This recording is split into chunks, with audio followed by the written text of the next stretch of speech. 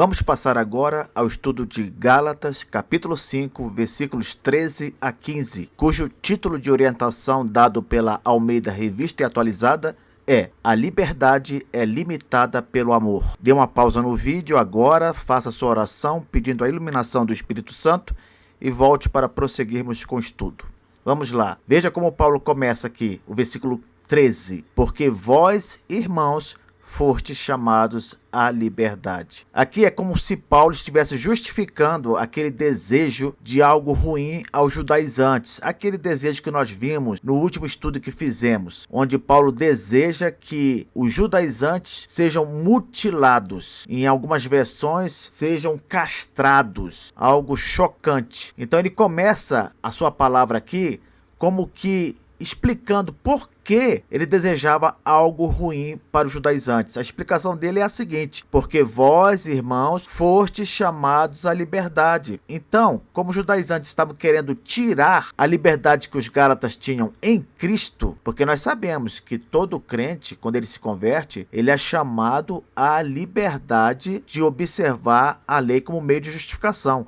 Ele não precisa mais fazer isso. Ele está livre dessa obrigação. Então, na mente de Paulo, querer tirar essa liberdade do crente é algo tão terrível, tão desprezível, que ele deseja o mal às pessoas que fazem esse tipo de coisa. Você compreende? Então, Paulo começa o versículo como que explicando por que ele desejou o mal aos judaizantes. Vocês foram chamados à liberdade e foi por isso que eu me expressei daquela forma da última vez que falei. Porque esse tipo de tentativa, querer desviar o crente da liberdade que ele conquistou em Cristo, é algo inadmissível.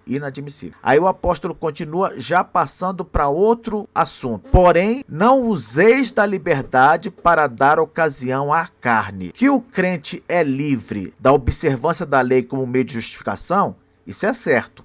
Isso já foi estabelecido. Agora Paulo trata da seguinte questão: alguns crentes, infelizmente, acabam usando dessa liberdade de observar a lei como meio de justificação para dar ocasião à carne, para dar vazão aos seus desejos pecaminosos. E o apóstolo, é claro, é contra isso. Por isso que ele fala aqui: porém, não useis da liberdade para dar ocasião à carne. Sim, os gálatas, eles foram chamados à liberdade da observância da lei, mas não era para eles transformarem essa liberdade em libertinagem. O que é a libertinagem, professor? É a liberdade para pecar sem consequências. É como se a pessoa pensasse assim: eu estou livre de observar a lei para me salvar, então eu não vou observar de jeito nenhum, não vou observar mais nada. Eu vou agora agir como se não existisse lei na minha vida. De onde será que Paulo tirou essa informação? Provavelmente alguém da igreja chegou ao apóstolo e contou o que estava acontecendo lá. É como eu venho dizendo, muito do que o apóstolo diz aqui nessa carta só pode dizer porque alguém chegou a ele e disse o que estava acontecendo nas igrejas da Galácia. Foi por isso que ele escreveu a epístola, para exortar os irmãos a voltarem para o caminho certo. Olha o que Paulo continua aqui falando: não useis da liberdade para dar ocasião à carne, sede antes servos uns dos outros pelo amor.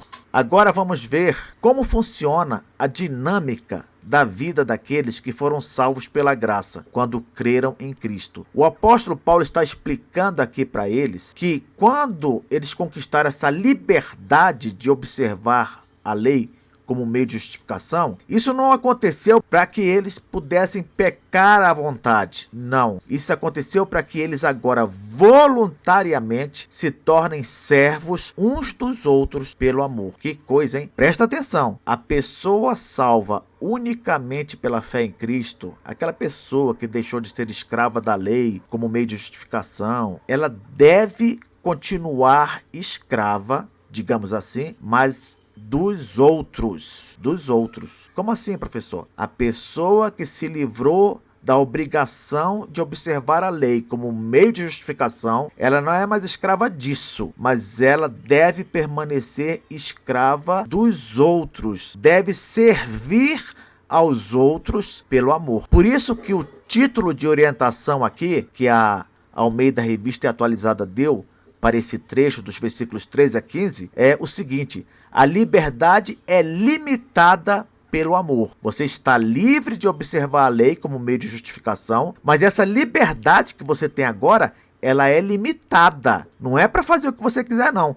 Você tem essa liberdade limitada pelo amor aos outros. Pelo amor aos outros. Professor, eu sei que a Bíblia diz que o maior mandamento é amar a Deus sobre todas as coisas e amar ao próximo como a si mesmo. Mas você está falando que nós temos de amar aos outros? Não, com certeza. Amar a Deus está à frente de tudo. E convenhamos, motivo para amar a Deus não nos falta. Afinal, Ele nos salvou. Mas a pergunta que eu faço para você agora é a seguinte: como nós devemos manifestar esse amor a Deus? Como? Primeiro, obedecendo-lhe, não é verdade? Lá em João 14, 21, Jesus fala o seguinte: aquele que tem os meus mandamentos e os guarda, esse é o que me ama. E aquele que me ama será amado por meu Pai, e eu também o amarei e me manifestarei a ele. Então, quando você ama a Deus em primeiro lugar, você vai obedecer a Deus, não vai?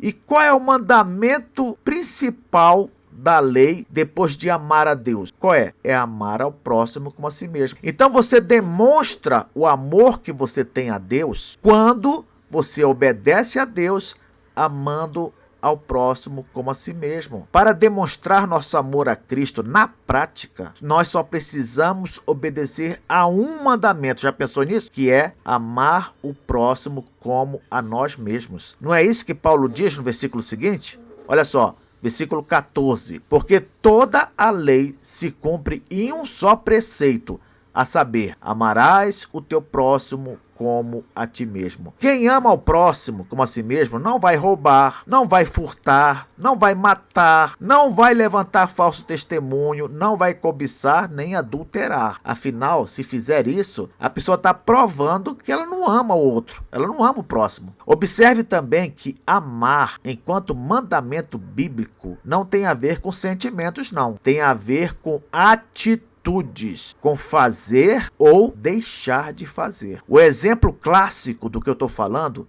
está lá em Romanos 12, versículo 20, que diz assim: se o teu inimigo tiver fome, dá-lhe de comer. Se tiver sede, dá-lhe de beber. Porque fazendo isto, amontoarás brasas vivas sobre a sua cabeça. A interpretação majoritária sobre essas brasas vivas sobre a cabeça é que quando você faz o bem ao inimigo, ele fica encafifado, ele fica sem entender, ele fica com os miolos queimando, entendeu a figura? Porque ele não consegue compreender como é que um inimigo lhe faz o bem. Então, se o teu inimigo tiver fome, a Bíblia não manda matar o inimigo, dá-lhe de comer. Se tiver sede, dá-lhe de beber. Logo, o que você conclui disso aqui? Você conclui que quando Deus manda amar tanto a ele como ao próximo, ele não está pensando primeiramente num sentimento, mas numa atitude. É por isso que às vezes as pessoas estranham: poxa, como é que Deus espera que eu ame o meu inimigo?